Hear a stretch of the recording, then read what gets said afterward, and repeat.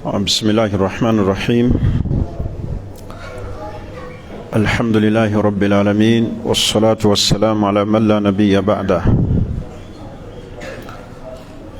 tumwebaza Allah subhanahu wa ta'ala nanyini matendo amajjuvu alina amatendo agamutendebwa mu ggulu ne mu nsi. lahu sifatul kamal, yalina buli kitendo kyonna ekijjuvu. Ebisigadde ebitonde ebitutendebwa nabyo si bijjuvu. Yeyawula Allah subhanahu wa ta'ala ala makhlukatihi, ku bitendo byonna bye yatonda. Tumusaba okusaasira n'emirembe bideri Nabbi Muhammadin sallallahu alaihi wasallam eyatugira n'eddiini eno ey'obusiraamu etalina ddiini ndala yonna egisinga butuufu mu maaso ga Allah. Bakubiriza okubeera nga tumugoberera nabbi, kubanga talina kalungi ke yatulekerayo akakwatagana ku duniya kuno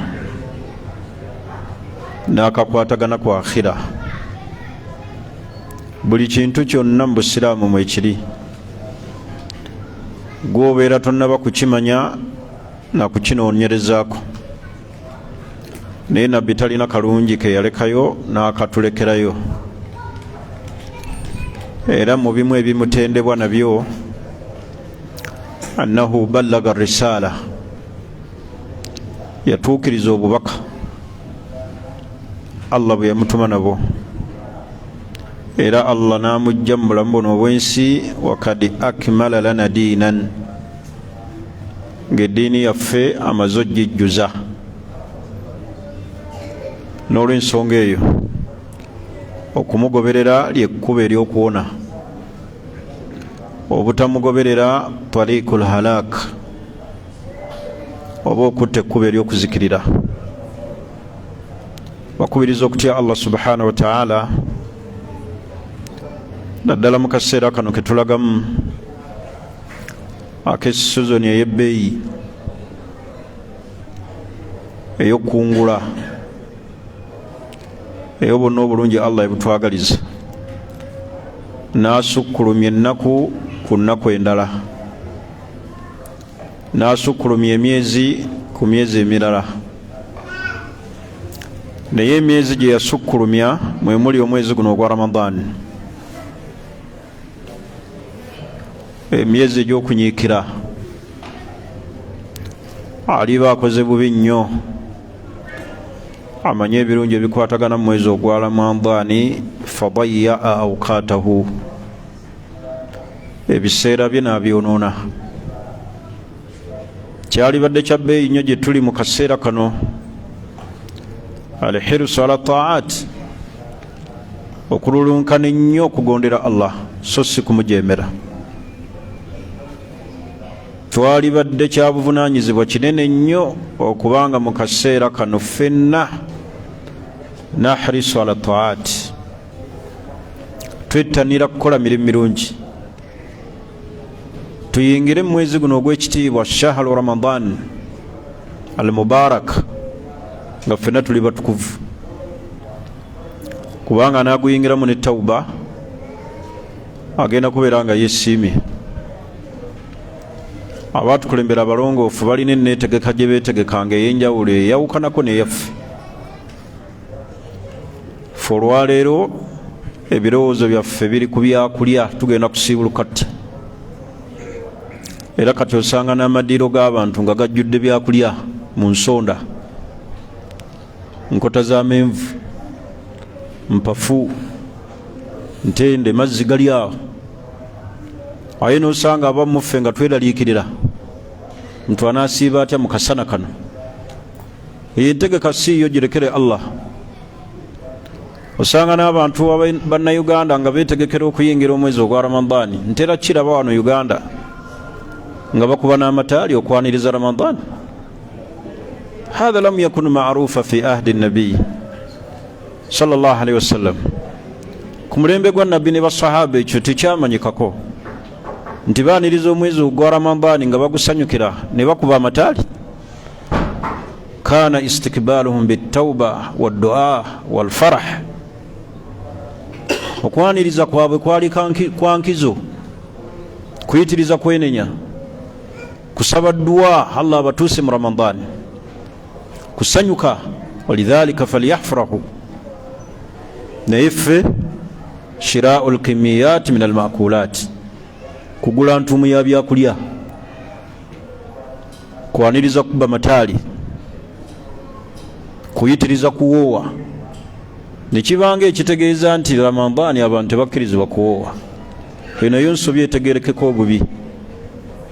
Abantu bamanyi nti mu kaseera wano balina okuwoowera. Kasita Ramadani eyingira bwe pa okuwasanga bakukola ki?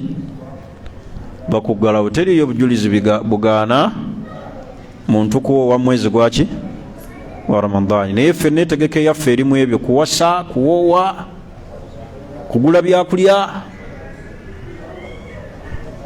Ensonga eyo si ntuufu. Olwaleero twagala twogere ku akhtau saimin, ensobi ezikolebwa abasiibi. Omulundi ogwayita twannyonnyola shurutul wujubu siyam, obukwakkulizo obw'etteeka obw'okusiiba. Ne tutunuulira ani asiiba, twaga nti asiiba ateekeddwa okuba nga musiraamu. Fayakhruju fihi alkafir, atali musiraamu avaamu. Abantu abamu baddira abatali basiraamu ne babasiibirako ennaku. Namuga nsiibirako, obusimanya alina girlfriend, boyfriend we, maama we si musiraamu. Namuga nja kusiibirako 5. Tekikkirizibwa ekyo. Asiiba ateekeddwa okuba nga musiraamu. Atali musiraamu takkirizibwa kusiibira, takusiibira. Ekyo kiraga nti ndowooza nammwe mwetaba mu kisiibo ky'abantu bali, ne musiiba ennyama, ne musiiba amenvu, naye jjukira nnyo nti man tashabbaha biqaumin fahuwa minhum. Ayeefaananiriza ekibiina abeera wa mukyo.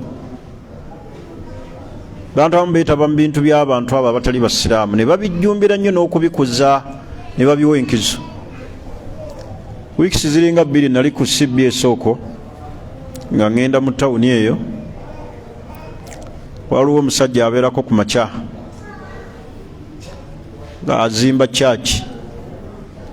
Naga nebaza abantu abatuyambyeko ku church. Tubadde ne church 3. Naga naye neewuunyiza nnyo, abasinze okumpa ssente basiraamu. Ekyo nakiwulira n'amatu gange nga yeebaza. Naga naye abasinga okumpa ssente ezizimba church baki? Siraamu. Kati aina almuslimun fil masajid, olwaleero abasiraamu bali ludda wa ku mizikiti. Ekyo nakiwulira n'amatu gange kennyini ku CBS, tekinayitako wadde omwezi. Naye abasiraamu bwe bagamba okuzimba emizikiti, olwo tebafaayo. Naye bawulira church badduka. Allahu akbar. Twekumira muliro, oli muliro gw'okumamu. Naye buli kalungi konna kwogeddwa. Kale baganda bange abasiraamu, twannyonnyola omulundi ogwayita shurutu wujubu siyam, obukwakkulizo obutuuse okusiiba. Olwaleero twagala twogere ku akhtau saimin, ensobi ezikolebwa abaki? Abasiibi. Ekitunnyonnyosa ensobi zino atajannub, omuntu asobola ozeewala aleme okufiirwa empeera ez'okusiiba. Ensobi esookera ddala abasiraamu gye bakola ta'jiilu suhur, okwanguyiriza okulya ddaaku. Wa huwa ma yaka min ba'di saimin, kubanga Nabbi Muhammad sallallahu alaihi wasallam atubuulira empeera eziri mu kulya ddaaku. Era bwe tuba tuzukusa okulya ddaaku, omuntu aleme kitwala butwazi nti mujarradul akil, nti kulya buli. Hadhi ibada sunna, yo ibada erimu empeera. Nabbi sallallahu alaihi wasallam atukubiriza naga tasaharu fa inna fi sahuri baraka, kaseera ako Allah yakalayira n'okukalayira kye bayita suhuru tekitegeeza mmere, kitegeeza kaseera kabbeeyi. laba Allah bwe yali akwogerako mu Qur'an yagaa nti kaanu kalila min allayli ma yahjaun wa bil ashar hum yastaghfirun, beebakanga katono naye mu kaseera kali ke batta abaganda bakayita kamatta nsejjera. wa bil ashari hum yastaghfirun, mu kaseera ako omuntu waliira ddaaku so si nti okulya ddaaku ye suhur, wabula akaseera kali basabirangamu Allah. kati akaseera ako oliiramu ddaaku ate n'okoleramu ibaada. kyobulaba nabbi Muhammadin sallallahu alaihi wasallam teyayanguyanga kulya ddaaku, yamukeereyanga, era ekigero kye yalekangayo oluvannyuma lw'okulya ddaaku kye kibalibwamu omuntu asobola okusomera aya 5. kitegeeza ddaaku yamukeereyanga, kyokka ate futaali n'amukola ki? N'amwanguya. Okwanguya kye bategeeza ate si kwanguya 11 ng'enjuba tennagwa. naye nabbi yayanguyanga futaali. awo ku futaali eyo sunna mwagikwata ey'okwanguya, era kizibu nnyo omuntu okuyitwako nga tannasiiwuluka, naye ku ddaaku mukeera. oba muba mweraliikirira mmere gye mutegese, mambya butasala nga temunnagirya, nolaba omuntu ssaawa 7 akuba essimu n'ogaabika nga ddaaku. sunna ya akhi, sunna y'okulya ddaaku taakhiruhu, kumukeereya. bwe muli empeera ennene kumukeereya ddaaku so si kumwanguya. ssaawa 8 naye oluusi ebireetera abantu bambi okwanguya okulya ddaaku mu budde, oluusi oli ategese ebintu bye tayagala mambi akola ki? kusala. era ogenda okulaba buli ategese enkoko teyebaka, si bwe kiri? buli kiseera abeera ku buliri nga atunula akebera kasaawa buli kiseera alaba koko yange tebukyanga sinagiri naye ofiirwa empeera. kale woba olaba yetega alamu akuzuukusa okulya ddaaku so sikeereya, kubanga empeera ozifiirwa. nabbi sallallahu alaihi wasallam yakeereyanga okulya ddaaku. kakati buli wokeera okulya ddaaku tafriitu ajrin kathir, ofiirwa empeera ennyingi. lianna sunna fi dhalika yuakhira almuslimu suhurahu, ekiri sunna musiraamu kukeereya kulya ddaaku liyudfira bil ajri almutarattabu ala dhalika iktidaa binnabiyi, osobole okufuna empeera empitirivu ng'ogoberera nabbi. tegerekisi ekirala ensobi gye tukola mu kulya ddaaku oba mu kusiiba, oza kitera kukolebwa mu byalo oba kikyaliyo, okuba ebiki? ebide. mumwokya mipiira wammwe ebide. tegerekisi oli naakuba akadde n'agenda oluusi ng'akuba esepiti. kulya ddaaku hatha ghairu mashruu, ekyo tebakitulagira. tinagenda ng'akuba esepiti, akuba amasowaani, akuba ebide. ebide si bye bizuukusa abantu okulya ddaaku. ntegerekisi tufiirwa empeera, kubanga ekyo kiyingiramu ebyo nabbi sallallahu alaihi wasallam byatalekawo. tokuba bide. tegerekisi nabbi yayigiriza nti Bilaali bw'aba yaziinye fakulu mulye, ibn Maktum bw'aba yaziinye fa amsiku, we yali muzibe. makulu yagendanga okwaziina bw'ati ng'obudde ddala bukoze ki? bulagira ddala nti bugenda kukya. akati nabbi n'agaa nti Bilaali bw'aba yaziinye fakulu washrabu, mulye era munywe. nga nabbi kikyategeeza nti we tuba tuzuukusa abantu wabeerewo okwaziina okukola ki? okubazuukusa, okulaga nti kati kiseera kyakulya ki? kyekiri sunna ekyo, so si kuba bidde n'amasowaani na sepiti. mulimu omuntu gwe bateeka ku kyalo ng'agenda ayitamu era abantu watakuba ne bamunenya ku makya wakuze otya kuda tulinze gwe tiwakubye naye omwazinyi kubanga nabbi yegwe kati omuntu ayinza okugamba n'agamba nti ku bulembe gwa nabbi bayazinanga ng'ekigenderwa mu kwaziina kuzuukusa ki lwaki wano tebakuba bide hatha qiyas ma al fariq okugerageranya okutalina bujulizi okufu kiriko obujulizi kino tekiriko buki tetugerageranya bintu nga kino kiriko obujulizi ate nga kyoleeta okugerageranyako tekirina bujulizi tegerekisi ekiri mu sunna kwaziina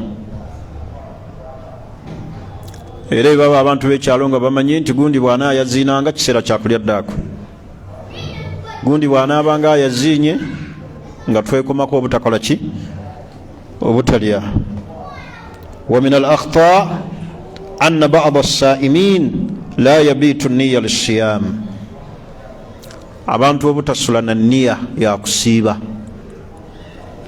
ekiri sunna tabiyitu niyya sula n'enniya ey'okusiiba tuli fenna kubanga nabbi sallallahu alaihi wasallam yagaa nti man lam yubayitu siyamu min al-layl atasuze na nniya ya kusiiba kiro fala siyama lahu talina kusiiba makulu okusiiba kwe si kutuufu oba okusiiba kwe si kujjuvu sula n'enniya ey'okusiiba oba okuleeta enniya qabla tulu'i al-fajiri nga fajiri tennaba kusala eraga nti subuhi kyebayita tabiyiti nniya sula n'enniya enkya ngenda kusiiba so tebukeera bukeezi ku makya n'oga kati kansiibe sula n'enniya oba okuleeta enniya fi awwali dukhul shahru ramadan ey'omwezi gwonna mwezi gwa ramadani bwe guyingira leeta enniya lumu nti ngenda kukola ki ngenda kusiiba omwezi gwonna ngukole ki ngumaleko kubanga ekyokuleeta buli kanaku ekiro kiyinza okukalubiriza era ekyo abamanyi bakikkiriza lima yashukku ala nnansi kwekyo ekisobola okukalubiriza abaki abantu okugireetanga buli kiro ne bakkiriza okugireeta ku ntandikwa y'okuyingira omwezi ogwa ramadani ati okuleeta enniya man lam yubayitu siyamu qabla tulu'i al-fajiri fala siyama lahu nabbi yagaa nti ataleeta nniya nga fajiri tennaba kusala n'agireeta nga fajiri emaze okusala kubanga enniya ekkirizibwa okuleeta nga fajiri emaze okusala fajiri yenniya ey'okusiiba okwaki okwa sunna naye okusiiba okwebwa etteeka tusula n'enniya oba okugireeta ng'emmambya tennaba kusala ekyo kiri okusiiba okwebwa etteeka naye okusiiba okwebwa sunna okkirizibwa ogireeta n'oluvannyuma lwa subuhi bw'oba tonnaba kulya kaki ku kantu ensobi endala taammudu shurub athna adhan alfajiri abantu okugenderera okulya oba okunywa mu kiseera ekyokwaziina fajiri eyo nsobi abasibi bagikola nnyo oli n'akakasiza ddala nti baziinye eki fajiri n'asigala ng'alya mmere yange nyinza okusiiba sheekhe nga siridde kyapali zange 2 nino zimalawo 2 ezijja okunyamba oli n'agendererwa mu kulya akakasa nti baziinye fajiri naye ali mu kulya tuzeera mutera okuwulira ebigambo by'abantu abamu mu mboozi zaabwe ti omuntu asobola okuzuuka n'akakasiza ddala nti bukedde bumukeddeku neyeebuzaabuza naggalawo oluggi mwali mukiwuliddeko ekyo oyinaga gira oggalawo n'atunulayo bw'ati naga nti galawo tugira tulya n'awulira omwaziinyi nagaawo yalimba akoze ensobi buno obudde eyo nsobi kitegeeza oba olidde ng'ogenderedde era bw'okikakasa nti olidde nti ogenderedde olwo olunaku olina oduliwa ntegerekisi tokkirizibwa kulya ng'otegedde nti fajiri esaze kakati nga nabbi sallallahu alaihi wasallam yagamba nti bw'ayaziina ummul maktum mwekomeko okulyawo. Nabbi yali ategeeza nti oyo ayaziina fajiri eyingidde, n'omanya omwazinyi wammwe ku kyalo nti oyo ayaziina emmambya emaze okusala, n'osigala ng'olya. Oba olidde ogenderedde. Kyetugambye ta'ammudu shurub athna adhan alfajr wa hadha bifi'lihi kad afsada sawmahu. Alya bw'ati aba ayonoonye okusiiba kwe, khasa idha kana almu'adhdhinu daqiqan, naddala ng'omwazinyi ali daqiiqa, ayaziinira ddala mu budde obukakasa nti eyo fajiri. Ntegerekisi. N'olw'ensonga eyo ensobi tubeere nga tugikola ki? Kyovalaba Sheikh Muhammad ibn Salih Uthaymin yagaa nti al adhanu li salati alfajiri imma an yakuna ba'da tulu'i alfajr aw qablahu, nti okwaziina fajiri kusobola okubeerawo qabla tulu'i alfajiri, ng'emmambya tennasala. Mwazinyi n'aba nga alese dakiika nga 7 obutasuula bantu mu nsobi. Oba oli okwaziinira ddala ng'emmambya emaze kusala. Kati abazinyi baffe balina okumanya, tamala kulinda mmambya neesala n'alabira ddala ng'esaze, alikeyo at least eddakiika nga 5 abantu okusobola okubeera nga tebaliira mu budde bwa kusiiba. Tegerekisi. Abantu basobole okulaba abadde n'ekintu mukamwa ayumunguza, mukamwa ayumunguze, naye omwazinyi asobola okwaziina ba'da tulu'il fajiri ng'emmambya emaze kuvaayo, nga ye ayaziina ddala fajiri emaze kutuuka. Oyo nno omuwulira mwana wattu tokkirizibwa kusigala ng'okola ki? Ng'olya. Nabbi yagaa nti inna Bilaala yu'adhdhinu bilayl, Bilaali ayaziina kiro makulu ng'emyambya tennasala, fakulu washrabu, bwe muwulira nga ayaziinye mulye era munywe. Hatta tasma'u adhan ibn Maktum, tusanga mulidde okwaziina kwa Abdullah ibn Maktum. La yu'adhdhinu hatta yatli'a al-fajri, tayaziina ye okujjako nga mmambya emaze kusala. Tegerekisi. Ensobi endala adamu imsaaki man lam ya'an bidukhuli shahri Ramadan, abantu obuteekomako kulya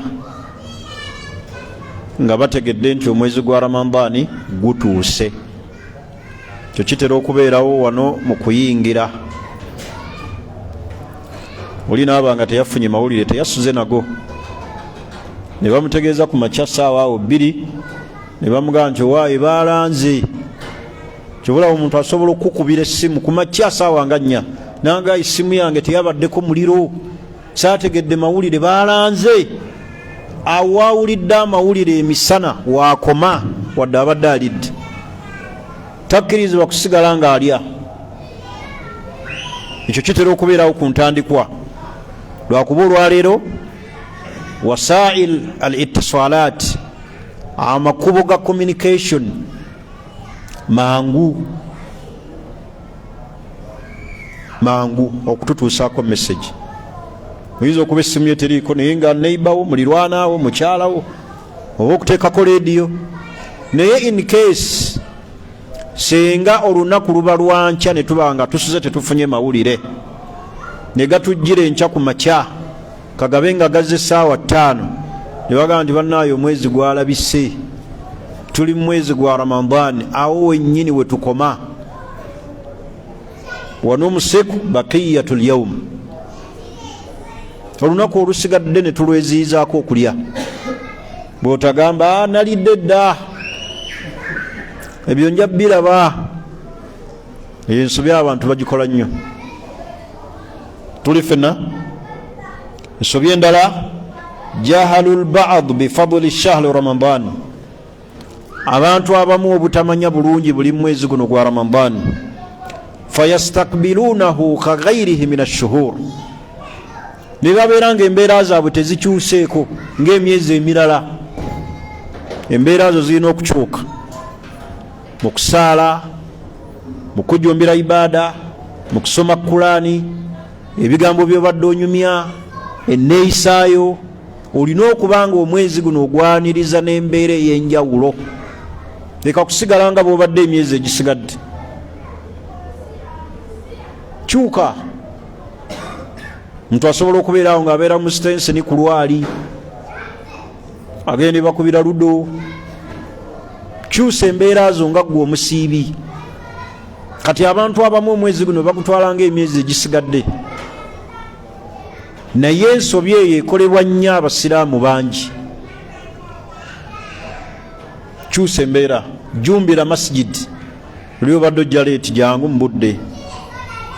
Luli obadde oyombayomba, omusiibi tayomba, omusiibi tanyiiganyiiga, kwekuulako waya. Munno n'akuyita akutoolera salaamu n'oga ndeka, so wumu yampiseemu dda. Siggwa asoose okusiba era siggwa wekka asiibe, abantu bonna basiibye. Tegerekisi. Era omuntu bw'abeera nga kyakulabirako mu society, si kirungi kwoleseera bunafu bwe eri basiibi. For example, imaamu oba wekitundu imaamu wamu aze wano masjidi agudde yeebase mu mimbali, ne bamugamba nti swala, n'agamba nti mundeke, so wumu yampiseeyiseemu dda.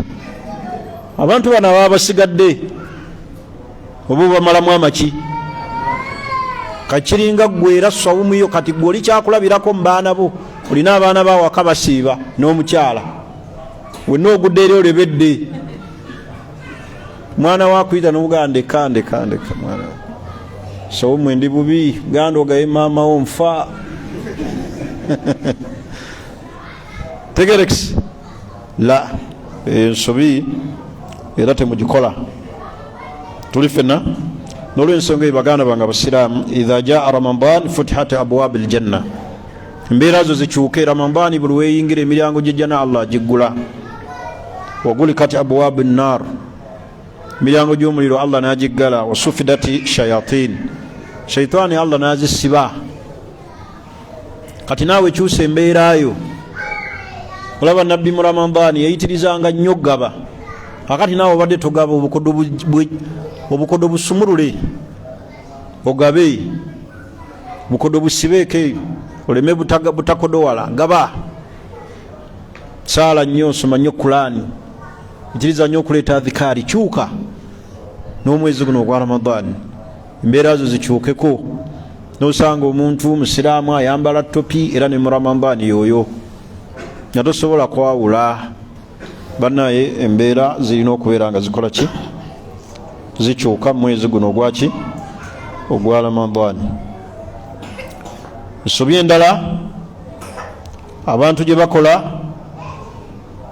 inkaaru lbaadi ala banatihim idha aradina siyam.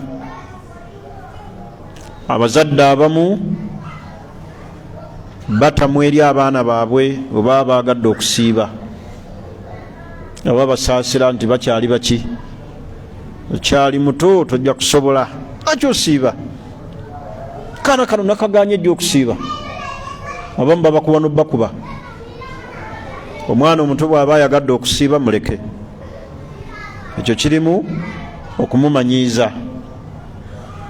Muleke abeere ng'asiiba, ajja kugenda amanyiira. Wabula aba atuuse mu budde bw'olabira ddala nti ayisibwa bubi, ayagala kulya, ate tomuwaliriza kumalako lunaku. N'omugamba nakugambye, walidde ddaako waffe waaki, olina okulumalako, sikulaba nga olidde. Mwana agenda amanyiira bw'atyo saati. Era ayinza okuba atandise ayagala okusiiba n'akoma ku ssaawa 5, n'agamba ndi bubi, muleke alye. N'enkyayagala ogenda okulaba luli yatandikira ku ssaawa 5, wuyo atuusiza ku buhuri, wuyo atuusiza ku asiri, bw'atyo ogenda okulaba nga olunaku alumazeeko.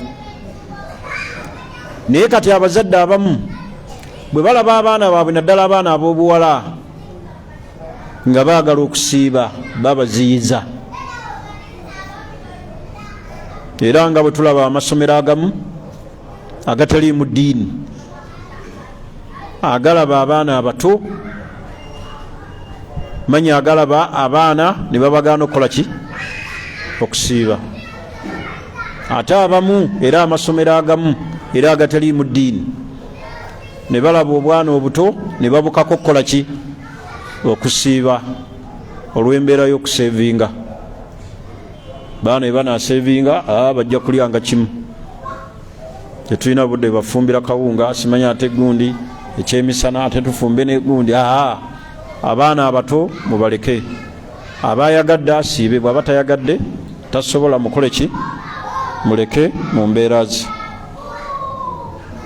Tuli fenna taharruju nnas idha tadhakkara annahu akala aw sharaba nasiyan fi athna'i siyami wa yashukku fi sihhati siyamihi. Abantu abamu bawulira ensonyi bw'omujjukiza nti ng'omusanze alya nga yeerabidde oba n'anywa nga yeerabidde, ntegerekisi yeefula awulira ensonyi. Muntu bw'aba alidde nga yeerabidde ajjuza okukola ki? Okusiiba kwe. Bw'aba alidde nga yeerabidde, so oyo ayeefudde ayeerabira. Naye ono abadde awo nga tamanyi yeerabidde n'anywa amazzi. Naddala kyo kitera okubeerawo ku ntandikwa, naddala abantu abatamanyidde ennyo okusiiba nnaku za sunna nga bagenda kutandika butandisi. Era abantu mbasaasira nnyo oba tomanyidde kusiiba nnaku za sunna, ennaku ezisooka kyovula zigenda bagoya, olizi mugoye. Naye omuntu waba amanyidde asiiba olw'emmande n'olwekuna, asiiba ennaku enjeru, ansonga adi kyantu kya bulijjo. Naye bano abatamanyidde kusiiba nnaku za sunna, olusooka lwemugoya n'atunula bulala, n'atuula ku kifugi ky'omuziki n'atunuulira enjuba, kubanga tamanyidde misikini. Tubulaba okusiiba kuno kikulu. Kati omuntu asiiba siyamu Daawuda, asiiba ensiba ya Nabbi Daawuda. Nabbi Daawuda yasiibanga olunaku n'alya olunaku, asiiba lumu n'ayosaamu lumu, asiiba lumu n'ayosaamu. Omuntu mwaka mulamba, omuntu amanyidde okusiiba kwa Nabbi Daawuda, omwezi guno gwa Ramadani guyinza omukaluubirira? Tekusoboka. Hadi niyo ono bukyala manzaani eggwa tasiibangako. Akati oyo kyovolaba batuuka n'olunaku olusoose n'omusanga nga alya atagalira mu sowaani, bakwatira mukwatirire, waayi wasiibye, naga Allah mbadde neerabidde. Tegerekisi sanga akalubiza n'omukyala, waayi mpa caayi ngenda. Mukyala yamujjukiza nange, waayi taata Abdul wasiibye, wakamala okulya ddaako, naga Allah mbadde neerabidde. Tegerekisi n'olw'ensonga eyo tulina okyegendereza. Tuli fena Nabbi sallallahu alaihi wasallam yagamba, idha nasiya ahadukum fa akala wa shariba, bw'aba yeerabidde omumwe n'alya n'anywa, faliyutimmu sawmahu, ajjulirize okusiiba kwe. Fa innama at'amahu Allahu wa saqaahu, Allah yaba amuliisiza era yaba amunywesezza. Tuli fena ensobi endala abakyala bagigwamu. Mukyala agenda n'aba nga asiibye olunaku, yatandise asiibye. Wa fi athnaa'i nnahaar, mu makkati g'olunaku oba baada salaati al-asri, nazza omukono emabega neyeekoona akagere n'alengera ku mwezi, n'aga nti olunaku lwange lino lumalako. Eyo nsobi. Awo wagendedde mu nsonga wakoma. Kale mbadde nsiibye, mbuzaayo ssaawa, yes, komaawo. Ntegerekisi, komaawo. Eyo ensobi abakyala bagikola nnyo, era kiringa abakyala ebakola ensobi eno tekwatagana kusiiba, naye abakyala bagikola nnyo. Naye ng'abaami mmwe mugibakozesa. Omukyala n'abeera nga abadde mu nsonga wiiki namba oba nnaku 5, oyagala kwegatta naye, olumala okukala bw'ati bweppa n'omuganzi njagala twegatte, tannanaaba n'omugaa ate bakuyita kutawaza. Ntegerekisi tokkirizibwa kwegatta na mukyala, oba omukyala takkirizibwa kwegatta na musajja nga tannanaaba. Amala kunaaba ne bw'aba akaze bw'atagenda mu maanyi naga akantawaazeeko musajja ndi bubi musajja nkanulidde amaaso omala kunaaba tubula mukalubiriza nnyo abakyala abo ate okazi kyayite gukyajja nze hakki yange njagala tubula obusiraamu bubagamba okuwasa sukka kwomu oba olina hakki ey'okubiri oddamu ebyo okukalubiriza mukyala tanna naabo oyagala kwegatta naye naye okalubiriza lwakubeera you have one madam sibagambye sibatuma kuwasa lwekyo njagala munkootinge bulungi oba mulimu aga allahu akbar wamma olina okuwasa nga olina obusobozi ng'otuukiridde olina ebisaanizo saagala obugumire wano mu ddalasa ogenda owase buwasa nga tulina busobozi bakyala bamenya beetaaga amagezi n'obumalirivu n'obusobozi tegerekisi oba olwotuuka nga tokyebaka oba olwotuuka naddala ng'ofunye akutabula yinza okukumalako emirembe allah akuwa buyi chansi n'akwanguyiriza nga bwe yayanguliza nze tisaagala saagala ondabe ogeye nti allah nja kubeera ngaoyo duwa zange kiseera obeera ku bulaadi duwa kirina emigaso kirina neki ntegerekisi naddala abakyala benaku zino kale kyembadde ntegeeza kyeki nti abakyala bakola ensobi ne beegatta n'abaami nga tebannaba kunaaba fa idha tatahharna baba bamaze okunaaba fa atuhunna min haithu amarakum allah aya kyetegeeza mubeere nabo nga allah bwe yalagira ate aya erimu tuhuru za mirundi ebiri tuhuru esooka kutukawo musaayi tuli fenna wayasalunaka ani lmahid kul hiya adha fa'tazilu nisaa fi lmahid wala takrabuhunna hatta yatuhuruna tusanga bamaze okukala okukala kwa musaayi tafsiri esooka fa idha tatahharuna bwe baba bamaze okunaaba erimu ebigambo bibiri okukala kw'omusaayi ye tuhuri esooka kati eyokubiri fa idha tatahharuna bwe baba bamaze okunaaba fa atuhunna mubeere nabo nga allah bwe yalagira ni wali akaze bukazi musaayi tobeera naye ensobi abakyala bagikola naaba nga tannanaaba neyegatta n'omusajja naye kyembaddeko ti omukyala bw'aba asiibye n'agenda mu nsonga wazigendeddemu wakola ki wakoma okusiiba ntegerekisi ekirala abakyala abamu ensobi gye bakola basuubira nti esiibulwa tesiibulula okweteekako hiina ku maaso manya wanja siina wanja tasiibulula sookera ddala wanja ddagala era n'omusajja akkirizibwa muteekako ku maaso teyawulidde ku bakyala bokka nabbi sallallahu alaihi wasallam yamuteekangako ntegerekisi naye omukyala basuubira abamu nti okweteekako wanja ku maaso kisiibulula wanja tasiibulula ekisiibulula kyeki kyekyo ekiyingira mu kifo awayingiza ekyokulya amaaso si kifo kiyingiza kyakulya amaaso si kifo kiyingiza kyakulya awo mugenderamu n'ensobi abantu abamu gye bakola mulwadde w'amaaso baamuwa akadagala ak'okuteeka mu ki akuteeka siibulula kubanga amaaso si kifo ekitwala mu ssebusa bakugamba ekifo nga kitwala mu ssebusa ekyokulya nga ki ng'akamwa ekirala ki ennyindo ekirala ki sikini ekirala ki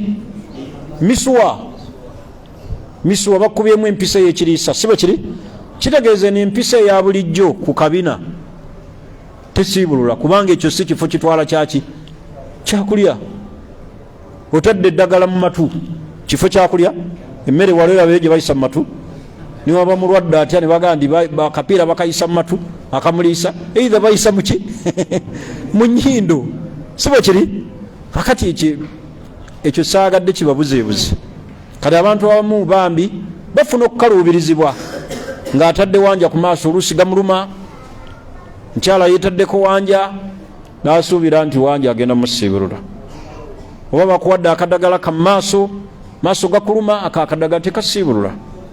Ntegerekesa basiraamu? N'olwensonga eyo ekyo tekisiibulula musiibi. Era kiringa abantu abamu we basuubira istimaalu siwaaki fi nahaali Ramadan. Abamu basuubira nti okusenya kusiibulula. Kusenya tekusiibulula, wabula okusenya Allah akwagala nnyo. Nabbi sallallahu alaihi wasallam yatugana go laula ashukka ala ummati la amartum bisiwaaka inda kulli salah. Naali badde mbalagira okusenya buli kiseera kya sola. Wala yuftiru saimu bisiwaak, omusiibi tasiibuluka na kusenya. Bal huwa lahu sunna wal ghairihi fi kulli waqt, wabula kiri sunna gyali n'ebiseera ebirala, mu biseera ebyokusiiba n'ebitali byakola ki byakusiiba.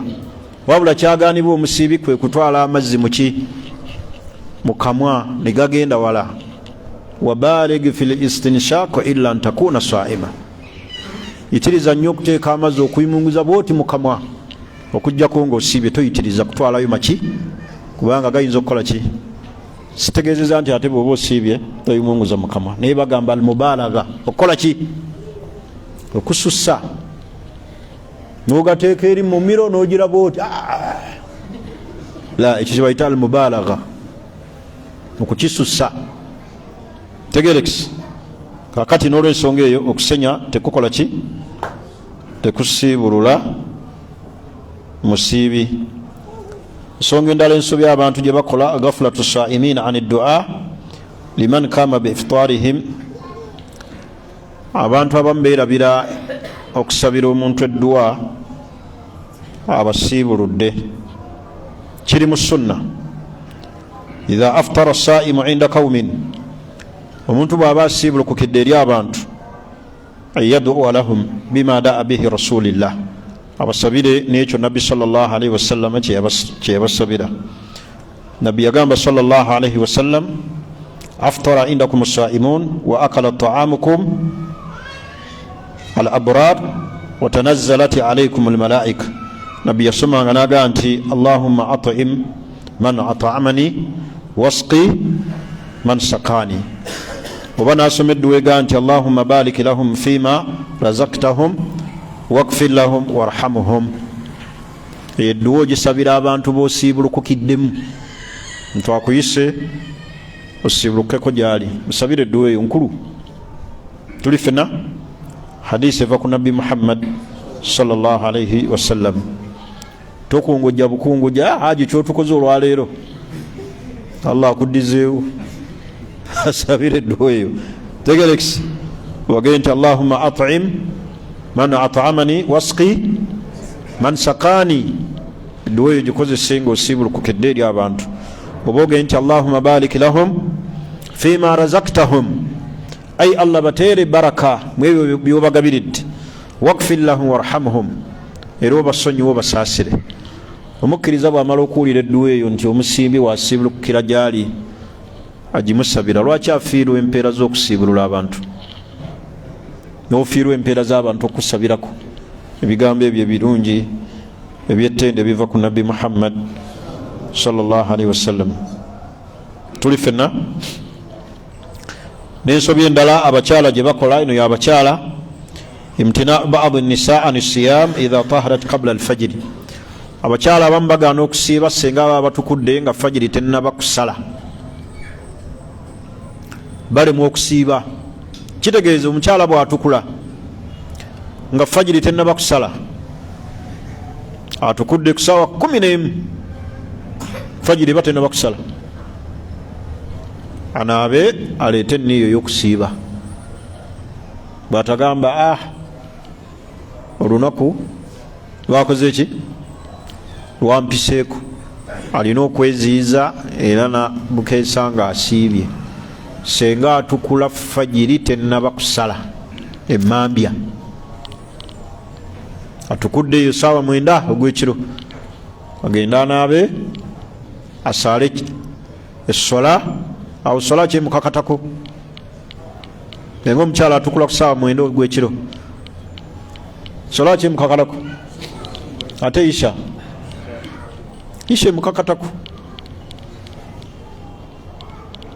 mukakatako kusaawa mukyala atukudde ku saawa 8 fajiri eba tennaba kutuuka sibo kiri ekyo kiseera omuntu asobola okisaliramu ki isha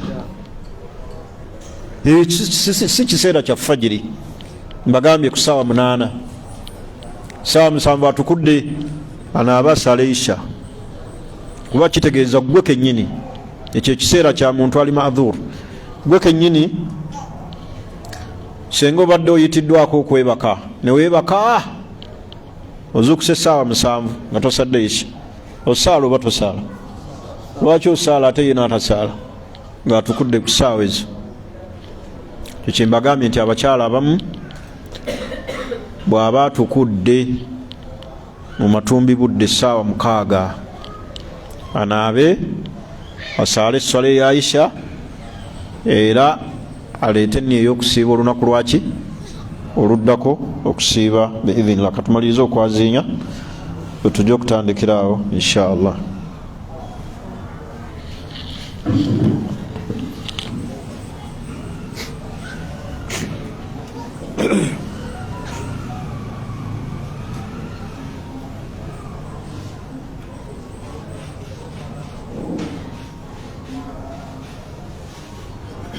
Allahu Akbar, Allahu Akbar, Allahu Akbar, Allahu Akbar. Ashhadu an la ilaha illallah.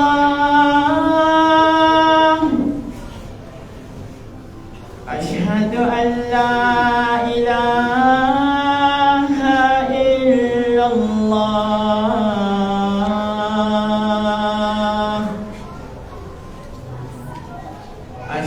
أن محمد رسول الله. أشهد أن محمد رسول الله. حي على الصلاة.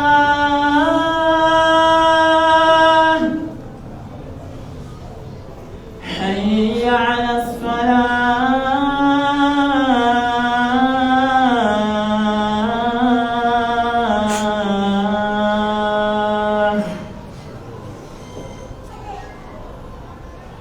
حي على الفلاح.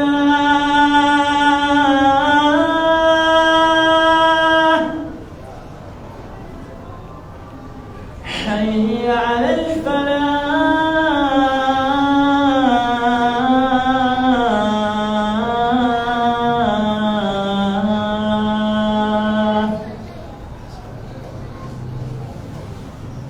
الله أكبر، الله أكبر.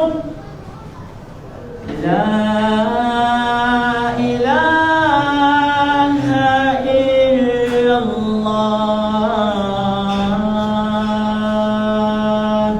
لا إله إلا الله.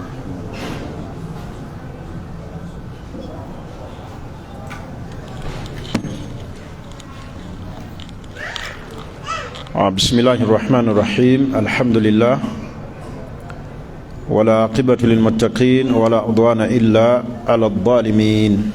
maliriza nezimu ensobi ezikolebwa abasiibi taharruju ba'd an-nas. abamu abasiibi bakaluubirizibwa nga balaba nsobi fayadunnu anna sawmahu batil, era nga balowooza nti okusiiba kwabwe kufu nga babukeesezza nga balina janaba. hatha khata.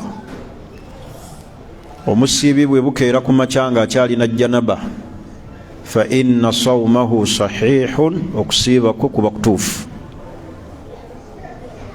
nabbi muhammadin sallallahu alaihi wasallam kana yudirikuhu alfajr wa huwa junbun. fajiri ebiseera ebimu yamusanganga makulu emmambya neesala ng'alina janaba. Thumma yaktasilu wa yasuumu, n'amala n'anaabanga n'asiiba. Kibategeeza kyeki? Omuntu alidde eddaako ku ssaawa 10 n'addawo n'abeera ne mukyala we, bagenza ozuukuka ng'emmambya yasaze edda fajiri nga balina janaba. Tekitegeeza nti okusiba kwabwe kufu, ekibakakatako kunaaba kusaala. Oba ntegerekisi? Wa bina ala dhalika, kyosobola okuzimbira okwo al ihtilaamu, okwerooterera. La yubtilu sawmun, tekutta kusiiba. Liannahu laysa biikhtiyaari, kubanga tekujja kwa kweyagalira, tokulinaako option. Tiyebase neyeroterera, kubanga ayeroteredde naye aba afunye ekimukakasaako kola ki? Okunaaba. Kyovulaba Sheikh Ibn Baz yagaa nti al ihtilaamu la yubtilu sawm, okweroterera tekwonoona kusiiba.